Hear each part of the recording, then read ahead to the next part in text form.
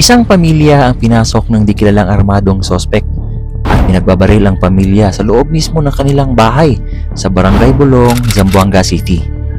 3 sa pamilya ang patay at himalang nakaligtas ang 2 buwang sanggol. Panoorin ang buong kwento ng pamilyang Espinosa. Welcome sa channel natin, Red Crimes Philippines. Sa channel na ito ay sinasalaysay natin bawat krimen na nangyayari sa loob ng Pilipinas. Mga bagong krimen na dapat mong malaman at tutukan. Mga trending crime sa social media kung saan nangyayari ang mga kahindik-hindik na pagpatay. Dito, ang ating mga sinisiwalat ay hango sa mga totoong pangyayari at hindi haka-haka lamang. Kung gusto mo ang ganitong mga kwento ay maaaring mag-like, comment at subscribe para wala kayong ma-miss ng mga videos natin. Simulan na natin ang kwento. Ang biktima ay sina Rodel Tarosa Espinosa, 44 years old, ama ng pamilya.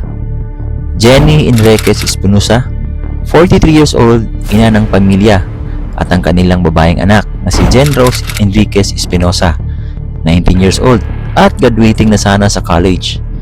Ang mga biktima ay nakatira sa sitio Mangga Bulong, Barangay Bulong, Zamboanga City.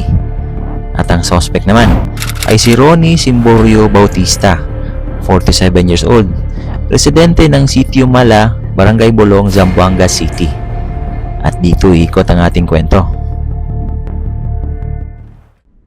Ang pamilyang Espinosa ay kilala sa kanilang komunidad bilang isang simpleng pamilya na namumuhay ng payak ngunit puno ng pagmamahalan at pagkakaisa. Hindi man sila marangya sa buhay at hindi sagana sa pera. Pinili nilang harapin ang bawat araw ng may pag-asa, sipag at determinasyon. Ang haligi ng pamilya na si Rodel Espinosa ay isang masipag at mapagmahal na ama. Nagtatrabaho ito sa construction. Sa kabila ng hirap ng buhay, ginawa niya ang lahat upang matustusan ang pangangailangan ng kanyang pamilya.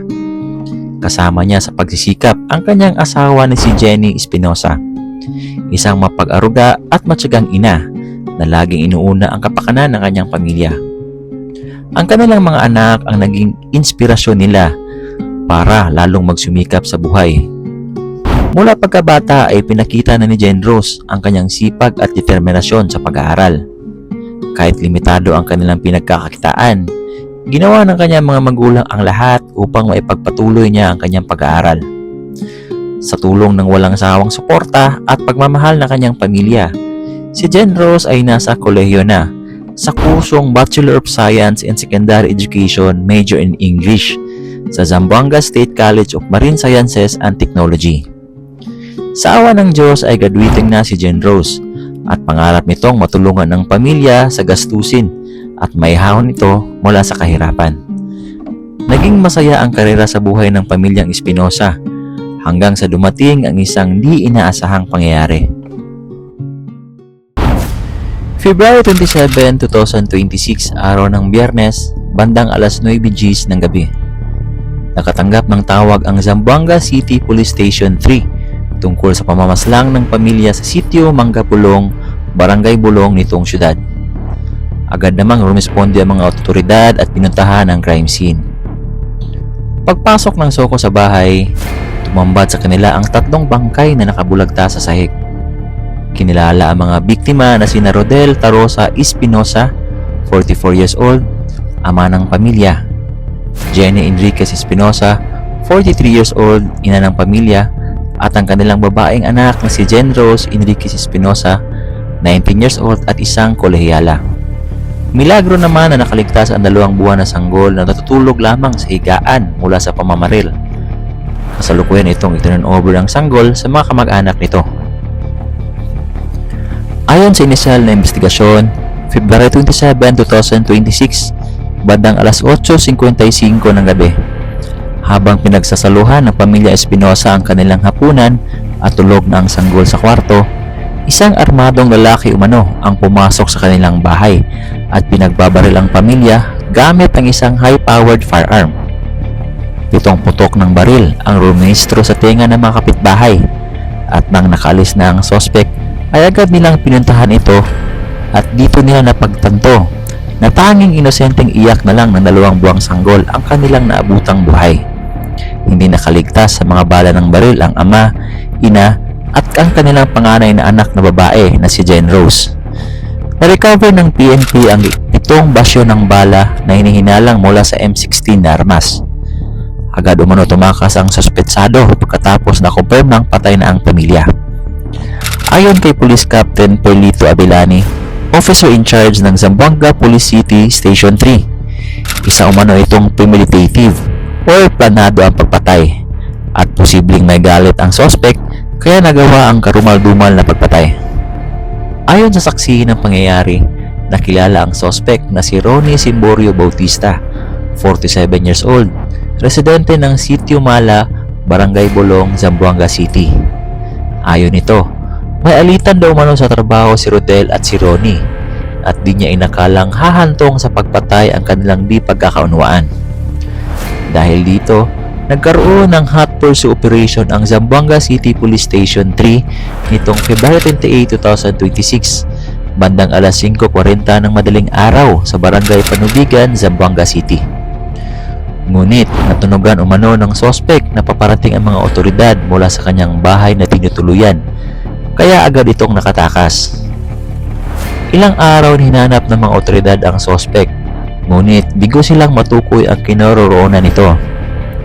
Isang araw, may isang concerned citizen ang nagtimbre sa mga opisyalis ng barangay na kasalukuyang nagtatago sa isang liblib na lugar si Ronnie. Agad pinaalam ito sa mga opisyalis ng syudad at nagtungo ito sa kinaroroonan ng suspect. Dahil sa tulong-tulong na suporta ng mga opisyalis ng Zamboanga City, sa pangunguna ni Congressman Jerry Totong Perez at iba pang opisyalis ng syudad, ay nagawa nilang kumbinsihin ang suspect at kusa itong sumuko noong March 1, 2026 bandang alas 4 ng madaling umaga sa Zamboanga City Police Station 3. Samantala, bigo namang ma-recover ng mga otoridad ang armas na ginamit sa krimen. Sa pagpapatuloy ng investigasyon, nakakalap ng matibay na ebidensya ang mga otoridad at base na din sa mga saksi sa nakakita sa krimen, kumbinsido ang mga pulis sa kung sino ang responsable sa pagpatay. Sa ngayon, hindi pa nagbigay ng konkretong salaysay ang PNP kung positibong si Ronnie ang suspect sa pagpatay.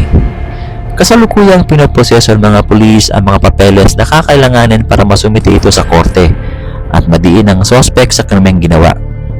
Samantala, kakaharapin ng suspect ang kasong 3 counts of murder ayon sa Article 248 ng Revised Penal Code.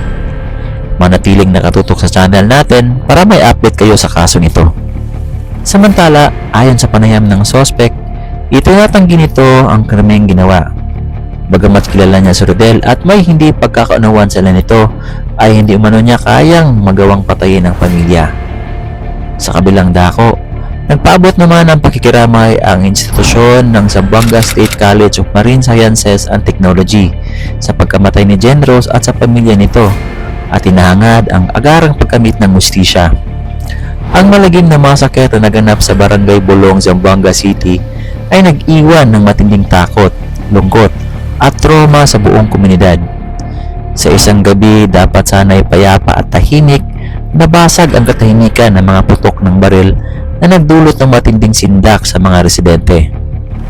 Hanggang ngayon, sariwa pa rin sa isipan ng mga nakatira sa lugar ang takot at pangamba ng kanilang nararanasan.